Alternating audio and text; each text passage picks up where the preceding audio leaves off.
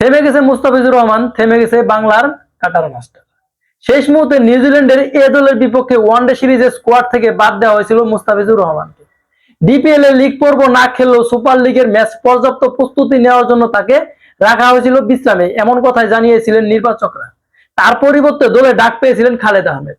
এদিকে সিরিজের সামনে রেখে সিলেটে প্রথমবারের মতো অনুশীলন করেছে বাংলাদেশ দল। আন্তর্জাতিক কেরিয়ারটা 10 বছরের, বিশ্ব ক্রিকেটের শুরুটাও তার স্বপ্নের মতোই ছিল। সেই মুস্তাফিজুরই যেন এখন রঙহীন। তবে এই দায়টা কার? ফিজ নিজেও বা তার কতটাই চিন্তিত রয়েছেন তার পারফরমেন্সকে নিয়ে। বর্তমান সময়ে ফ্রান্সাইজি ক্রিকেটে মুস্তাফিজুর কদরটা নেই বললেই চলে। আইপিএল, পিএসএল বা অন্য লিগে তার প্রতি আগ্রহটা কারোরই নেই, যার কারণ তার ধারাবাহিকতার অভাব। টাইগারদের চ্যাম্পিয়ন ট্রফির শেষ ম্যাচেও রাখা হয়নি মুস্তাফিজুর রহমানকে। এরপর আর কোনো সাদা বলে আন্তর্জাতিক ম্যাচে ছিল না বাংলাদেশের হয়ে তার খেলা। তবে প্রশ্ন এর মাঝে মুস্তাফিজুর রহমান নিজের ভুলগুলো ঠিক করতে চেষ্টা করছেন নাকি একের পর এক ভুল করেই যাচ্ছে।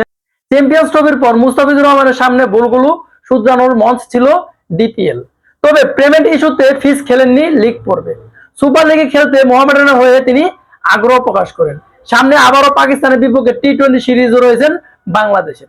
ফিলিং শেষে নিজেদেরকে কিছুক্ষণ নেটে ঝালিয়ে নিচ্ছিলেন শামীম এবং ইমনরা। প্র্যাকটিসে নাইম শেখ, নুরুল হাসান, সোহান দেখা গেছে বেশ সিরিয়াস।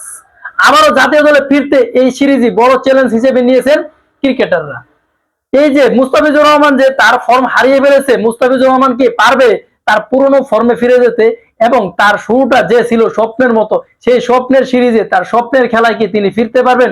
আবারও কি আমরা একজন কাটার মাস্টারকে ফিরে পাবো, নাকি আমাদের কাটার মাস্টার খ্যাত মুস্তাফিজুর রহমান হারিয়ে যাবে আমাদের কাছ থেকে? এমন প্রশ্ন অনেকেরই মাঝে আছে। কিন্তু আমাদের তার উপর ভরসা রাখতে হবে এবং তাকে সুযোগ দিতে হবে দলে খেলার জন্য। তিনি যেন তার ফর্মে আবারও ফিরে আসেন এবং আমারও যেন ফিরে পায় আবারও ফিসকে। তো আপনারা কি মনে করেন, মুস্তাফিজুর রহমান কি আবারও ফর্মে ফিরবে, আবারও বাংলাদেশের হয়ে ভালো পারফরমেন্স করবে?